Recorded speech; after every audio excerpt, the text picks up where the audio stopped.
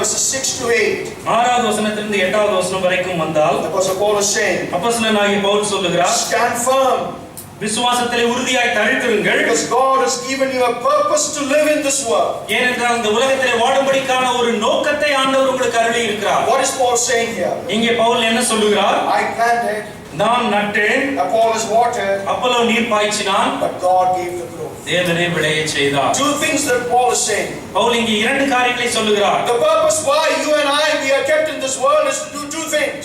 இந்த உலகத்திலே நீங்களும் நானும் வைக்கப்பட்டிருக்கிறதற்கான ஒரு நோக்கம் இங்கே சொல்லப்பட்டிருக்கிறது. அந்த நோக்கம் இரண்டு நோக்கங்கள். To plant and water his vineyard.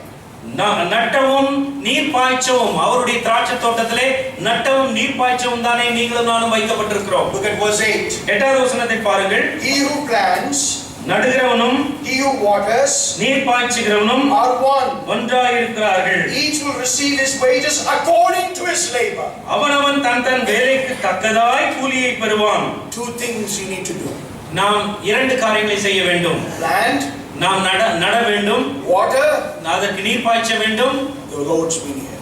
தேவனுடைய அந்த திராட்சை தோட்டத்திலே. So Paul is telling to the believers in Corinth, Corinth விசுவாசிகளிடத்திலே பவுல் சொல்லுகிறார், stand firm in your faith, உங்களுடைய விசுவாசத்திலே உறுதியாய் தரித்திருங்கள், because God has given you a purpose to live in this world. இந்த உலகத்திலே வாழும்படிக்கான நோக்கத்தை ஆண்டவர் உங்களுக்கு தந்திருக்கிறார். Then you read further down. தொடர்ந்து நீங்கள் கீழே வாசித்து பார்த்தால் Again verses 6 to 8. ஆறாவது வசனத்திலிருந்து எட்டாவது வசனம் வரைக்குமாக, Stand firm in your faith. உங்களுடைய விசுவாசத்திலே உறுதியாய் தரித்திருங்கள், Because it is God who is the one who gives us the growth. தேவன் தாமே விளையச் செய்கிறார் என்று சொல்லுகிறார். You can do whatever you want to do. நீங்கள் செய்ய விரும்புகிற எந்த காரியத்தை வேண்டுமானால் நீங்கள் செய்யலாம். You can do whatever you want to do in the assembly. இந்த சபையிலே நீங்கள் எதை விரும்புகிறீர்களோ அதையெல்லாம் செய்யலாம். The growth is in the hands of God. ஆனால் விளைச்சல் ஆண்டவருடைய கரத்தில் இருக்கிறது. The growth is in the hands of God. விளைச்சல் என்பது ஆண்டவருடைய கரத்தில் மட்டுமே உண்டு. So Paul is telling to the believers in Corinth, Corinth விசுவாசிகளை பார்த்த பவுல் சொல்லுகிறார், stand firm in your faith. உங்களுடைய விசுவாசத்திலே உறுதியாய் தரித்திருங்கள். God is the one who is in control. தேவன் தாமே முழுவதையும் தன்னுடைய கட்டுப்பாட்டிலே வைத்திருக்கிறார். He is not only the one who turns the pages of history, அவர் சரித்திரத்தின் பக்கங்களை புரட்டி போடுகிறவர் மட்டுமல்ல அவர், but he is the very God who turns the pages of your life. உங்களுடைய வாழ்க்கையின் பக்கங்களையும் புரட்டுகிற தேவன் அவர். God is the one who gives the growth. தேவன் தாமே விளையச் செய்கிறவர். Then you come to verse 9. ஒன்பதாவது வசனத்திற்கு நீங்கள் வந்தால் Paul is telling, பவுல் சொல்லுகிறார், stand firm in your faith, உங்களுடைய விசுவாசத்திலே உறுதியாய் தரித்திருங்கள், because you are God's fellow workers. ஏனென்றால் நீங்கள் தேவனுக்கு உடன் வேலையாட்கள். You are God's fellow workers. நீங்கள் தேவனுக்கு உடன் வேலையாட்கள். What does that mean? அதனுடைய அர்த்தம் என்ன? You are placed in this world to do his work, அவருடைய பணியை செய்யும்படிக்காக இந்த உலகத்திலே நீங்கள் ஸ்தாபிக்கப்பட்டிருக்கிறீர்கள். to carry out his agenda in this world. இந்த உலகத்திலே அவருடைய பொறுப்புகளை நிறைவேற்றும்படிக்காக ஏற்படுத்தப்பட்டிருக்கிறீர்கள். Before you came here this morning, காலையிலே நீங்கள் இங்கே வருவதற்கு முன்பாக how many of you were on your knees before the Lord?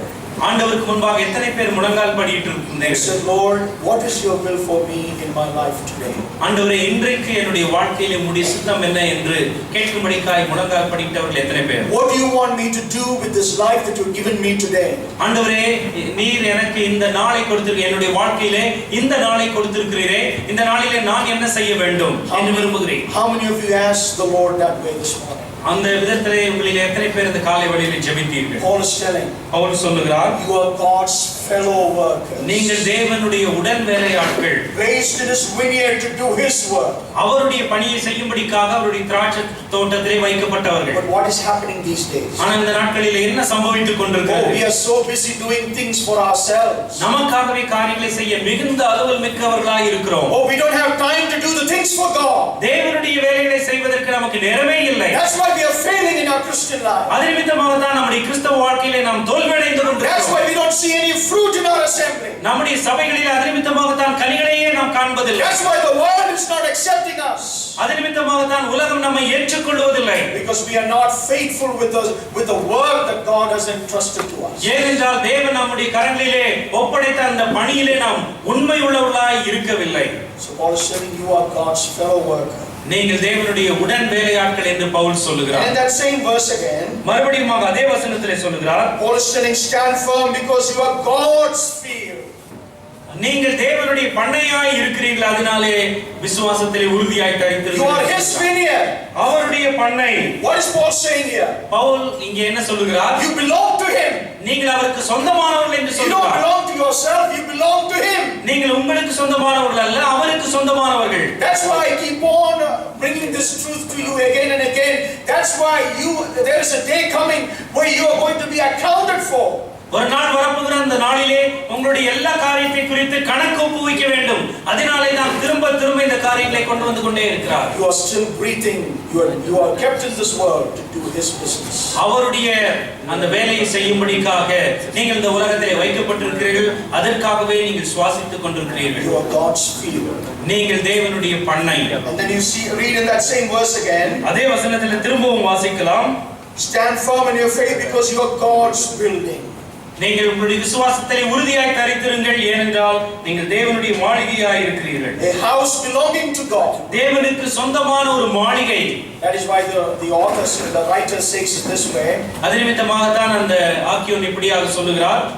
You don't come to the sanctuary, but you bring the sanctuary with you. நீங்கள் அந்த பரிசுத்த சன்னிதானத்தை உள்ளே கொண்டு வரவில்லை, அந்த சன்னிதானத்தோடு கூட வருகிறீர்கள். You are God's building. நீங்கள் தேவனுடைய மாளிகை. So this is what the believers in Corinth forgot. இந்த கொரிந்து விசுவாசிகள் மறந்து போன காரியம் இதுதான். So Paul is telling, Pavul சொல்லுகிறார், you are God's fellow workers. நீங்கள் தேவனுக்கு உடன் வேலையாட்கள். You are God's field. நீங்கள் தேவனுடைய பண்ணை. You are God's building. நீங்கள் தேவனுக்கு மாளிகை. And then when you start reading from verses 10 to 11, 10வது வசனத்திலிருந்து 11வது வசனம் வரைக்கும் வாசித்தால் Paul is telling, அப்போஸ்தலனாகிய பவுல் சொல்லுகிறார், stand firm in your faith because you have a firm foundation that cannot be shaken. நீங்கள் விசுவாசத்திலே உறுதியாய் தரித்திருங்கள், ஏனென்றால் நீங்கள் ஆண்டவருக்குள்ளே அசைக்கப்பட முடியாத ஒரு அஸ்திபாரமாக இருக்கிறீர்கள். What is the foundation of your life? உங்களுடைய வாழ்க்கையின் அஸ்திபாரம் எது? What is the foundation of your life? உங்களுடைய அன்பினுடைய அஸ்திபாரம் எது? Paul is telling, அப்போஸ்தலனாகிய பவுல் சொல்லுகிறார், that firm foundation is Jesus Christ. அந்த உறுதியான அஸ்திபாரம் ஆண்டவராகிய இயேசு கிறிஸ்துவே. So Paul says, stand firm in your faith. உங்களுடைய விசுவாசத்திலே உறுதியாய் தரித்திருங்கள் என்று சொல்லுகிறார். Because you have a firm foundation that cannot be shaken. ஏனென்றால் அசைக்கப்பட முடியாத ஒரு ஸ்திரமான அஸ்திபாரம் உங்களுக்குள்ளே உண்டு. Then you come to verse 13. 13வது வசனத்திற்கு நீங்கள் வந்தால் Paul is giving you another reason. மற்றொரு காரணத்தை அப்போஸ்தலனாகிய பவுல் குறிப்பிடுகிறார். Stand firm in your faith because each of your works will be revealed. நீங்கள் விசுவாசத்திலே உறுதியாய் தரித்திருங்கள், ஏனென்றால் அவனவனுடைய வேலைப்பாடு வெளியாக்கப்படும். Everything will be revealed. எல்லா காரியமுமே வெளியரங்கமாக்கப்படும். Nothing is going to be hidden. எதுவுமே மறைவாக இருக்க போவதில்லை. Everything that you have done in this life is going to be brought out. இந்த வாழ்க்கையிலே நீங்கள் செய்த எல்லா காரியமும் வெளியே கொண்டு வரப்படும். So Paul is telling, stand firm in your faith. எனவே விசுவாசத்திலே உறுதியாய் தரித்திருங்கள் என்று பவுல் சொல்லுகிறார். When you come to verse 16, 16வது வசனத்திற்கு நீங்கள் வரும் பொழுது Paul is giving you another reason. மற்றொரு காரணத்தை அப்போஸ்தலனாகிய பவுல் குறிப்பிடுகிறார். Stand firm விசுவாசத்திலே உறுதியாய் தரித்திருங்கள், because you are God's temple. ஏனென்றால் நீங்கள் தேவனுடைய ஆலயமாய் இருக்கிறீர்கள். Oh, you are God's temple. நீங்கள் தேவனுடைய ஆலயம். The Spirit of God is dwelling in you. தேவனுடைய ஆவியானவர் உங்களிலே தரித்திருக்கிறார். What is Paul telling here? Pavul இங்கே என்ன சொல்லுகிறார்? You should keep yourself holy. You should keep yourself pure. நீங்கள் உங்களையே பரிசுத்தமாக தூய்மையாக காத்துக்கொள்ள வேண்டும் என்று சொல்லுகிறார். What in verse 17 we read? 17வது வசனத்தில் என்ன வாசிக்கிறோம்? For God's temple is holy and you are that temple. தேவனுடைய ஆலயம் பரிசுத்தமாய் இருக்கிறது, நீங்களே அந்த ஆலயம். Why do you have unwanted thoughts?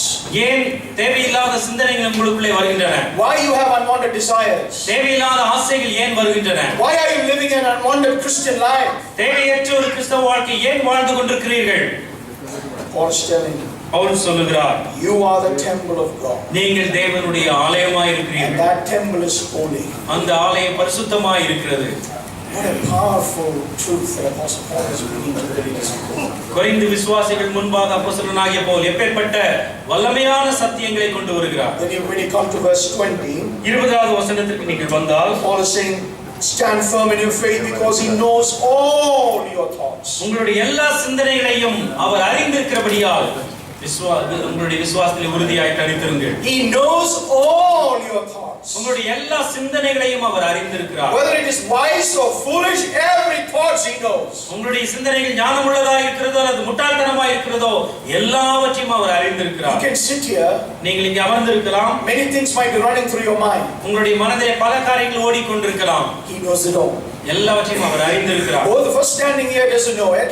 நாங்கள் இங்கே ரெண்டு பேர் நின்று கொண்டிருக்கிறோம், எங்களுக்கு அது தெரியாது. But God knows it all. ஆனால் தேவனுக்கு எல்லா சிந்தனைகளும் தெரியும். So Paul is telling to the believers in Corinth, எனவே கொரிந்து விசுவாசிகளை பார்த்து பவுல் சொல்லுகிறார், stand firm in your faith. உங்களுடைய விசுவாசத்திலே உறுதியாய் தரித்திருங்கள். Because he knows all your thoughts. ஏனென்றால் அவர் உங்களுடைய எல்லாருடைய சிந்தனைகளையும் அறிந்திருக்கிறார். And then when you come to verse 21 and 22, அதன் பிறகு 21 22வது வசனங்களுக்கு நீங்கள் வந்தால் Paul is telling, பவுல் சொல்லுகிறார், stand firm in your faith because all things belong to God. எல்லா காரியங்களுமே ஆண்டவருக்கு சொந்தமானதாக இருக்கிறபடியால் நீங்கள் உங்கள் விசுவாசத்தை உறுதியாய் தரித்திருங்கள். All things belong to God. எல்லாமே தேவனுக்கு சொந்தமானது என்று சொல்லுகிறார். What do you read there in verse 21? 21வது வசனத்தில் என்ன வாசிக்கிறீர்கள்? That no one boast in men, for all things are yours. Whether Paul or Apollos or Cephas or the world or life or death or the present or the future, all are yours. ஒருவனும் மனுஷரை குறித்து மேன்மை பாராட்டாது இருப்பானாக, எல்லாம் உங்களுடையதே.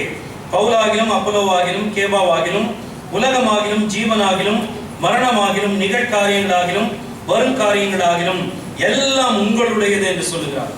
All things belong to God. எல்லாமே அவருக்கு சொந்தமானது. Stand firm in your faith. உங்களுடைய விசுவாசத்திலே உறுதியாய் தரித்திருங்கள். In chapter 15 of 1 Corinthians verse 58, Apostle Paul is saying, 1 கொரிந்தியர் 15வது அதிகாரம் 58வது வசனத்திலே பவுல் சொல்லுகிறார், my beloved brothers, be strong, immovable, always abounding in the work of the Lord, knowing that in the Lord your labor is not in vain. ஆகையால் எனக்கு பிரியமான சகோதரரே, கர்த்தருக்குள் நீங்கள் படுகிற பிரயாசம் விருதாவாய் இராது என்று அறிந்து நீங்கள் உறுதிப்பட்டவர்களாயும் அசையாதவர்களாயும் கர்த்தருடைய கிரியையிலே எப்பொழுதும் பெருகுகிறவர்களாயும் இருப்பீர்களாக. Look at what Paul is giving to the believers. Corinth விசுவாசிகளுக்கு அப்போஸ்தலனாகிய பவுல் என்ன சொல்லுகிறார் என்பதை நீங்கள் பாருங்கள். Ample of reasons why you and we need to stand firm in our faith in the Lord Jesus. ஆண்டவராகிய இயேசு கிறிஸ்துவின் பேரில் இருக்கிற விசுவாசத்திலே நீங்களும் நானும் ஏன் உறுதியாய் தரித்திருக்க வேண்டும் என்பதற்கு பல்வேறு விதமான காரணங்களை கொடுக்கிறார். Let's look into our own lives this morning. இந்த காலை வேளையிலே நம்முடைய சொந்த வாழ்க்கையை நாம் நோக்கி பார்ப்போம். Are we standing firm in faith in the Lord Jesus? ஆண்டவராகிய இயேசு கிறிஸ்துவிலே இருக்கிற விசுவாசத்திலே நாம் உறுதியாய் தரித்திருக்கிறோமா? In the light of all these reasons that God has given to us this morning. இந்த காலை வேளையிலே ஆண்டவர் நமக்கு கொடுத்த இந்த எல்லா காரணங்களின் வெளிச்சத்திலே, Oh, that's why at the end of chapter 3 Paul is telling all things belong to the Lord. அதே நிமித்தமாக தான் 3வது அதிகாரத்தின் இறுதி வசனத்திலே எல்லாமே அவருக்குரியது என்று சொல்லி அப்போஸ்தலனாகிய பவுல் சொல்லுகிறார். Even you belong to the Lord. நீங்களும் கிறிஸ்துவுக்கு சொந்தமானவர்களே. Where is your faith? உங்களுடைய விசுவாசம் எங்கே? Is it in Christ? அது கிறிஸ்துவிலே இருக்கிறதா? Or is it in the things of this world? இல்லாவிட்டால் இந்த உலகத்தின் பொருட்களின் மீது இருக்கிறதா? And that's why Paul is telling this present world it's passing away. எனவே தானே இந்த உலகம் கடந்து போகிறதா இருக்கிறது என்று பவுல் சொல்லுகிறார். You have been bought with a price. நீங்கள் கிரயத்துக்கு கொல்லப்பட்டீர்களே. Oh, that's why he's telling again you are God's fellow worker. எனவே தான் திரும்ப சொல்லுகிறார், நீங்கள் தேவனுடைய உடன் வேலையாளர். Or you are God's field. நீங்கள் தேவனுடைய பண்ணை என்று சொல்லுகிறார். You are God's building. நீங்கள் தேவனுடைய மாளிகை என்று சொல்லுகிறார். You belong to him. நீங்கள் அவருக்கு சொந்தமானவர்கள். I would urge you this morning, இந்த காலை வேளையில் உங்களை பார்த்து நான் வலியுறுத்தி சொல்லுவது, stand firm in your faith in the Lord Jesus. ஆண்டவராகிய இயேசு கிறிஸ்துவின் பேரிலே வைத்திருக்கிற விசுவாசத்திலே உறுதியாய் தரித்திருங்கள். Let these be the ample of reasons that would enable you to stand firm in your faith in the Lord Jesus. ஆண்டவராகிய இயேசு கிறிஸ்துவின் பேரில் இருக்கிற உங்கள் விசுவாசத்திலே உறுதியாய் இருப்பதற்கு இவைகள் எல்லாம் போதுமான காரணங்களாக இருக்கின்றன. God bless you. தேவன் தாமே நம் ஒவ்வொருவரையும் ஆசீர்வதிப்பாராக.